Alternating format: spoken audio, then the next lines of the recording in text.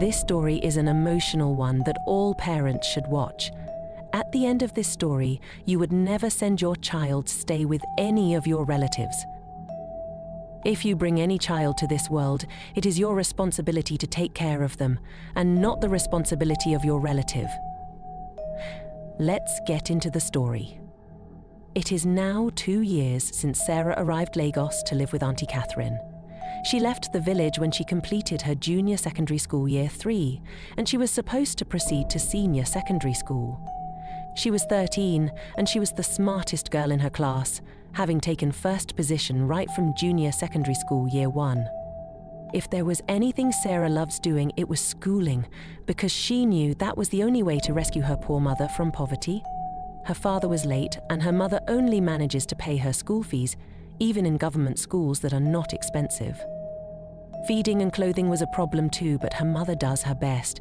It was just that they never had enough, as sometimes they sleep without knowing where their next meal will come from. So it was concluded that she would go to Lagos and live with Auntie Catherine, who was expected to help in raising her in the proper way and to also put her through school. This would relieve her mother of the stress, but in return, Sarah would be her housemaid. There was a strong promise that she would be allowed to continue her education in Lagos, and no one had expected that anything bad would happen to her. I know you will not allow my child to suffer. She is your own child too. Please take care of her. Mary, Sarah's mother, had pleaded with her sister Catherine. I promise you will not regret giving your daughter to me. I know you are doing me a huge favor, and I will repay you back by making sure that Sarah attends the best schools with my own children. I will even train her up to university level. Auntie Catherine and Mary share the same parents. Auntie Catherine married a very rich husband, and they both live in Lekki, but Mary's husband, who was a bus driver, died years ago when he was involved in a road accident. Since then, she had refused to remarry. You know she is my only child. Please, my sister, don't disappoint me, Mary once again pleaded with Catherine before she left Enugu with Sarah. I promise you, my sister, don't worry yourself, Auntie Catherine responded back then. 2 years has passed since these promises were made. Indeed, Lagos has become a second hell for Sarah. She is not going to school, and her mates in the village are now in senior secondary school year 2. Auntie Catherine has refused to register her in school, even if it is government school. Auntie Catherine's 4 children attend the best school in Lekki, where school fees is 2 million naira per term. But instead of school, Sarah has become a hawker. She has been hawking zobo for the past 2 years. It is not that Auntie Catherine actually needs the money from zobo, and Sarah has often wondered why she is forced into hawking instead of school. Her husband is rich. She is also a director in the Ministry of Works. They have everything money can buy. I just don't know why I'm hawking, if it is not wickedness. Sarah's thought would often wander. Sarah is now 15 and she has grown physically. She has started seeing her monthly visitor, and she often uses her old clothes cut into pieces as pad, since no one ever cares about her or to give her money for such things.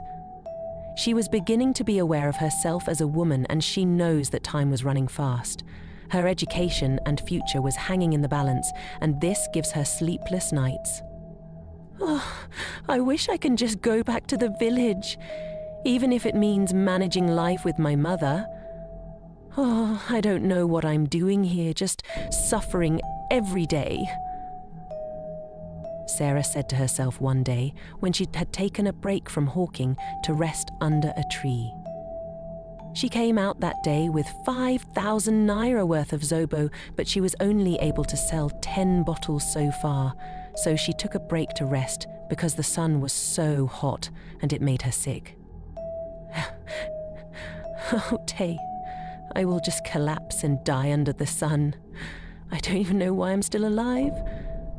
I feel like taking my own life. Sarah was talking to herself under the tree. That day, she had gone to hawk at Oberlende. There was so much hold-up, yet people were not buying her cold zobo like before. If she goes home with unsold zobo, Auntie Catherine will beat her and make her starve for 2 days. So she had to find a way to finish selling the remaining ones. "Let me go and hustle again. It's already twerp. God, please help me today," Sarah said as she left the shade of the tree. A man who was driving in a Toyota Land Cruiser SUV called Sarah. As usual, she rushed with speed to sell zobo to him. "How much is your zobo per bottle?" the man asked. The man is very young, probably in his late 20s. "It's 209 per bottle, sir. However, if you are buying 6 bottles, I will give you a discount of 209, meaning you will only pay 1,009 instead of 1,209.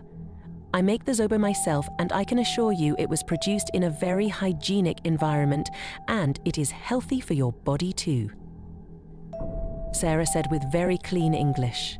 The young man in the car was impressed by her confidence and marketing talent. He smiled at her. Soon, the hold-up started to move and the man drove forward, and this made Sarah run and follow the car. The young man appeared ready to buy, and Sarah does not want to lose the business. The hold-up continued to move, and the man was still trying to talk to her and to navigate the tight road. Stopping for too long would mean that other motorists would yell at him to move, so he continued driving forward. When Sarah eventually caught up with him, he opened the car door and asked her to hop in, and she did.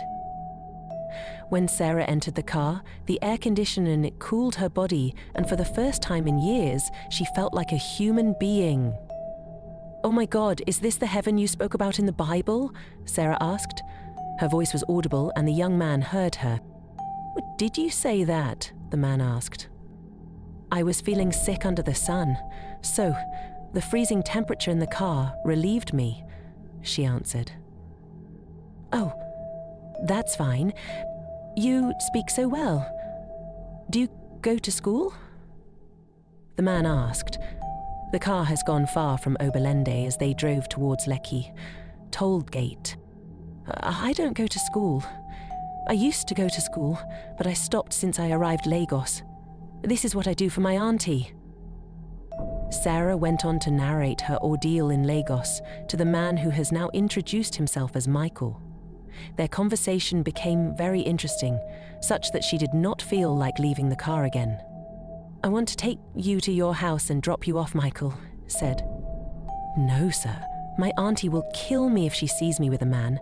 In fact, I have to go back to Oberlende to finish selling the zobo, or I will be made to starve for 2 days. Sir, please, are you still buying the zobo?" Sarah asked. "Wow, why would your auntie starve you for having a bad business day?" "You know what, just load the entire thing in my boot. Now, here is 50,000 naira for you. Give part of it to your auntie, then keep the rest for yourself," Michael said. Sarah was so happy that she jumped and hugged Michael, who was trying to park the car for her to leave. He eventually found a space and parked, and she came down. That day turned out to be her best business day. As Michael drove off, she counted the money carefully and removed 45,000 naira for herself, while she gave the remaining one to Auntie Catherine when she got home. But apart from the money, Sarah discovered that Michael put his complimentary card in the envelope of naira notes he gave to her. It contained his address and phone number, and there is a note on it which said, "Please come to the address on this card and see me tomorrow." Sarah slept that night, thinking if she should visit Michael or not. Visiting a stranger in this Lagos could be dangerous. God, please guide my heart and actions. Sarah prayed as she slept off. "Hello, Mummy." Sarah was speaking to her mother on the phone. "I have sent the money. Let the point of sale person give you 40,000 naira. I also sent the charges," Sarah said excitedly. She was so proud that she had sent money to her mother, no matter how small. It was her first time of giving her mother anything since she left the village 2 years ago. Auntie Catherine has never considered it right to send anything to Mary. "I am so happy to hear your voice, Mummy. Please manage the money. I will send you more when God blesses me again," Sarah said. "Definitely. God will bless you, my daughter. If I am the one who fed you with my breasts, you will not be put to shame," Sarah's mother said. Sarah dropped the call as her mother was still praying. She knows that her mother can turn a phone call into a church service, and besides, she borrowed the phone from the point-of-sale agent, where she went to send part of the money Michael gave her to her mother. The time now was 9 a.m., and she already had her zobo loaded in her bowl, ready to proceed to Oberlande to hustle for Auntie Catherine. Just at that moment, the thought of Michael came to her heart. Should I visit him or not? Lagos is a very funny place, and Michael is still a stranger to me. Sarah tells herself as she lifted her bowl of zobo and trekked to Lekki City Gate, where she normally boards a bus to Oberlande. She saves some of her transport fare so that she can use it to eat okpa in the afternoon, because Auntie Catherine never gives her money for food. So she treks some parts of her journey to the market every day. Soon, she arrived at Admiralty Roundabout, where she normally takes a bus to Oberlande. She stood contemplating what to do next. The temptation to visit Michael was so high and difficult to control. He is rich and appears real and caring, but does she actually have a better alternative? She thinks Michael is worth all the risks. This is Lagos, but the risk is worth taking. Michael has been good to me. I will look for him, Sarah said to herself as she jumped into the bus and headed for Victoria Island. The address on Michael's complimentary card says No 4 Wisdom Street, C. Soon, the bus dropped her off by the road and she started looking for the compound. It was not long before she located Michael's house because the streets of VI are well paved and numbered. Sarah knocked at the black gate with fear in her heart. Apart from having a very tall fence like Kirikiri Prison, the compound is also fenced with electric cables. 2 big dogs barked from the inner compound when they heard Sarah's knock, and their voices sounded like those of 10 angry lions. She was scared, but she stood Jidibeh with her feminine heart. God, please help me and favor me in this compound. I shall come out of it alive, Sarah said to herself. Soon the gate screeched and opened. Unlike their own gate at Lekki, she heard no sound at all. Everything was so smooth and gentle as the iron gate passed like a breeze. It was Michael who opened the gate, and he was very happy to see Sarah's face. He was wearing a pair of black boxers and a white singlet with a pair of bathroom slippers.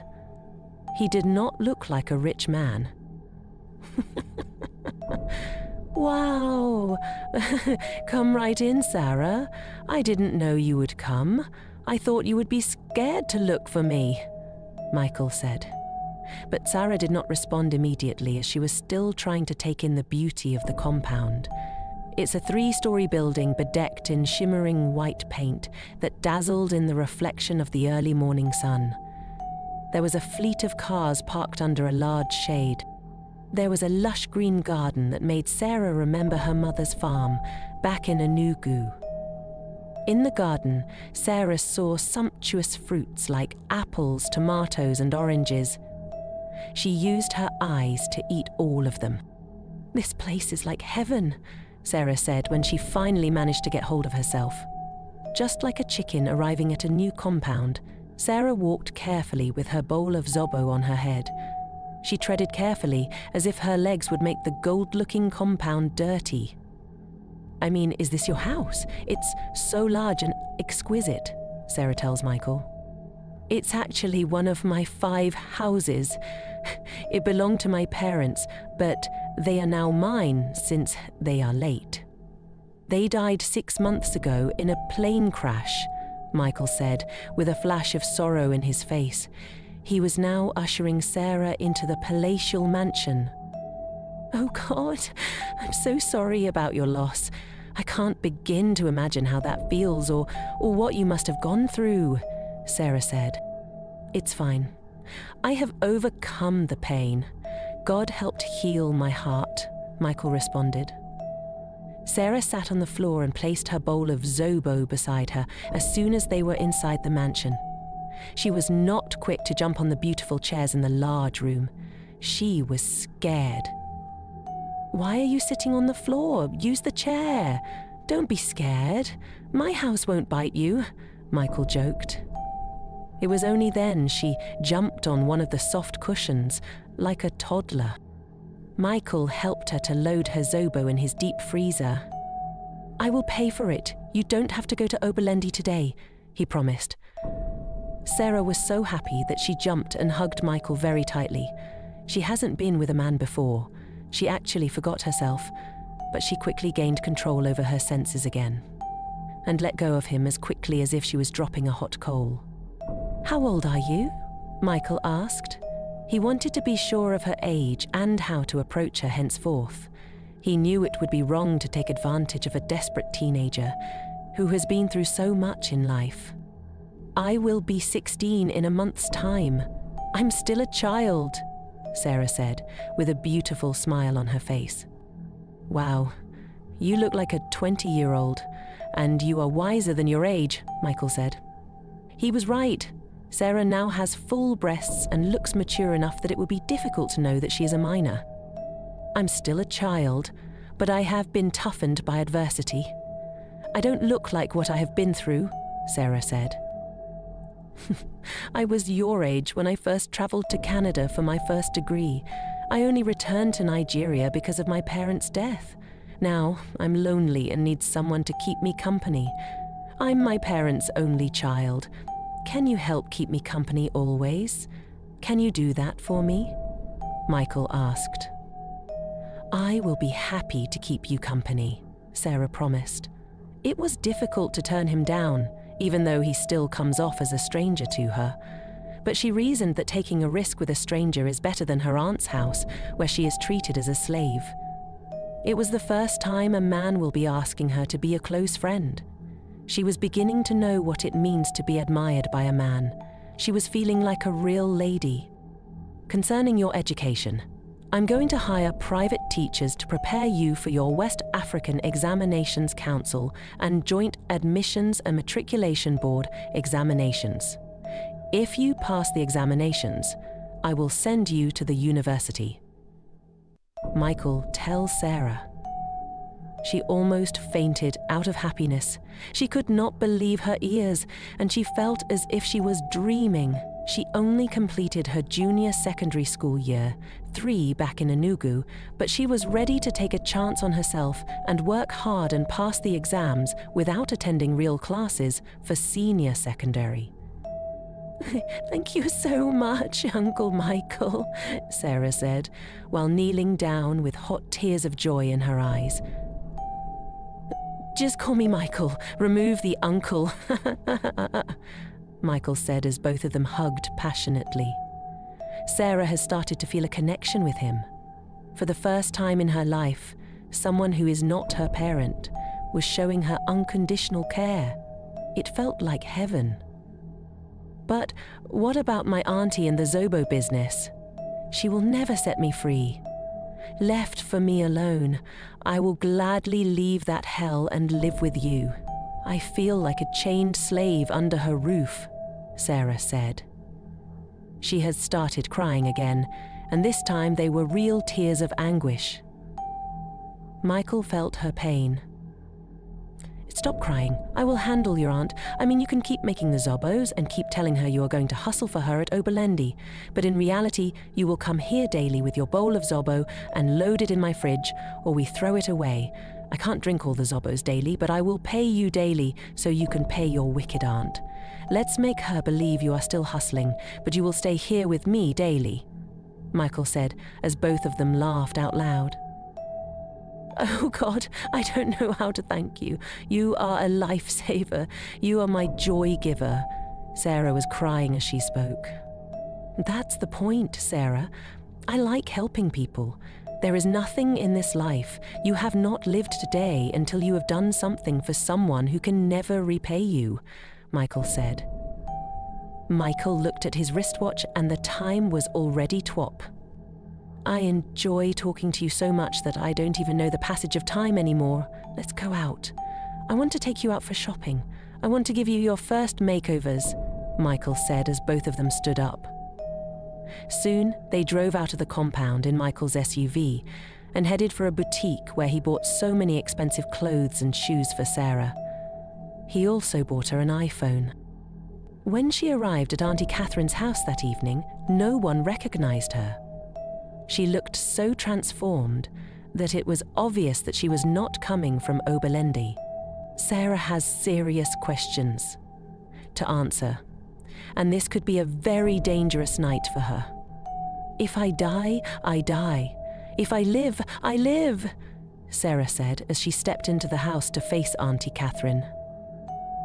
Your mother called me to thank me for the 40,000 naira you sent to her, Madam of the house. So you have been stealing my money and sending it to your poor, wretched mother? Auntie Catherine asked Sarah. She was visibly angry and boiling putu like a pot of porridge on fire. Already, Sarah has received at least 7 hot slaps from her since she started questioning her. The slaps produced stars from her eyes. It is not your money, Sarah answered.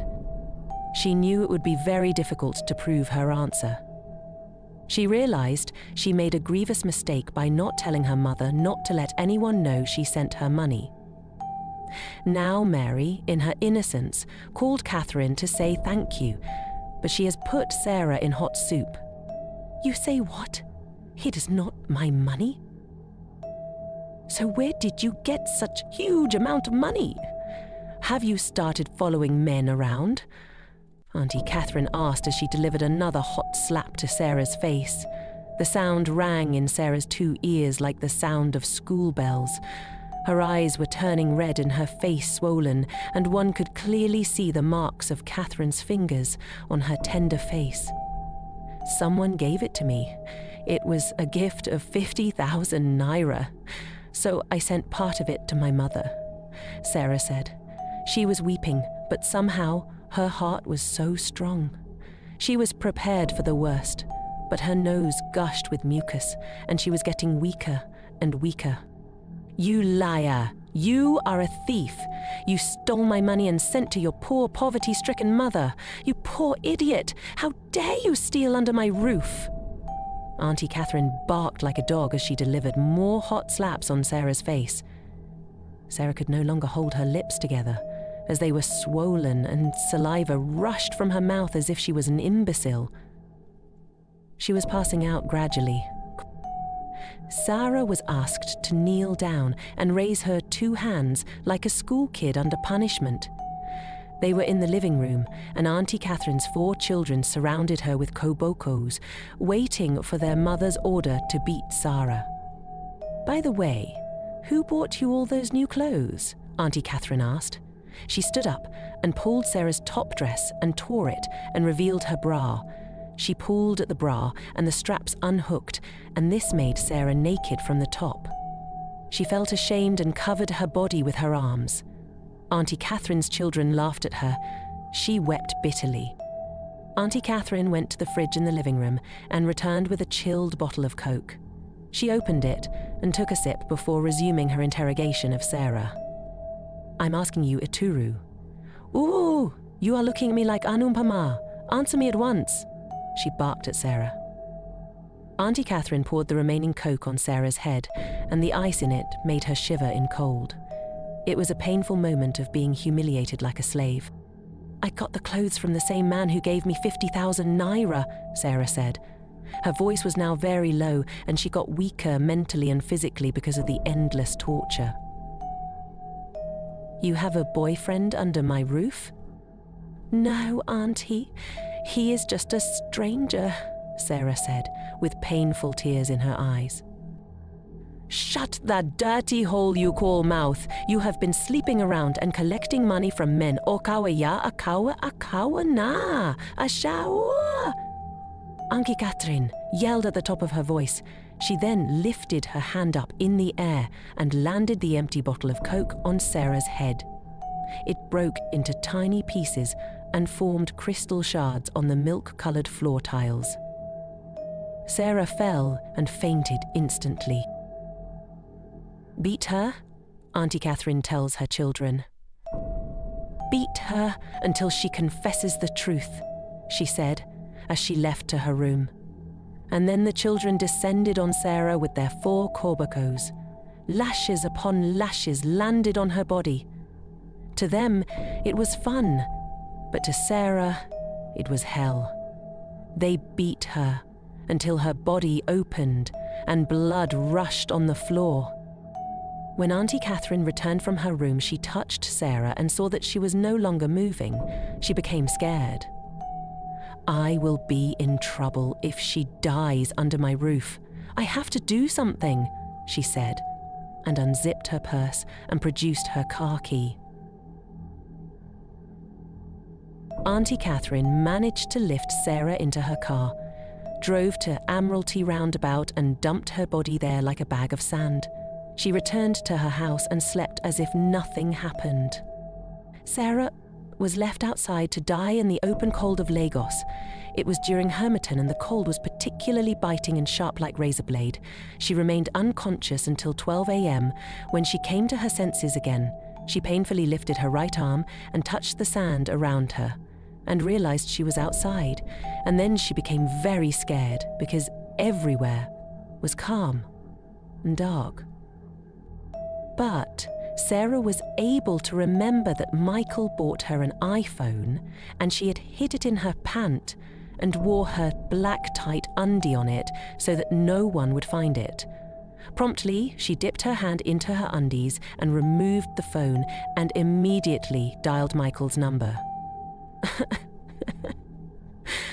"I'm dying at Admiralty Roundabout." That was all Sarah could say to Michael. She was truly dying. "I'm on my way," Michael said, and in less than 30 minutes, he arrived with his jeep and drove her to the hospital. "My God, you mean your own blood relative did this to you?" Michael asked. Sarah had been attended to by the doctors, and she felt much better.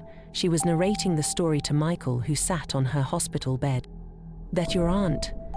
I'm going to teach her a bitter lesson. I will show her the difference between Egba and Egba," Michael said while holding Sarah's hand. He removed his phone and called the Commissioner of Police, who is his friend. "I have a job for you," Michael tells the police chief. "It is now 2 weeks since Sarah got hospitalized because of the torture she went through in the hands of Auntie Catherine. She has now fully recovered and permanently lives with Michael in Victoria Island. Gradually, her life was changing for the better, as she has everything money can buy at her beck and call. She has also started her lessons in preparation for her West African Examinations Council and Joint Admissions and Matriculation Board examinations, as Michael had promised to train her in the university.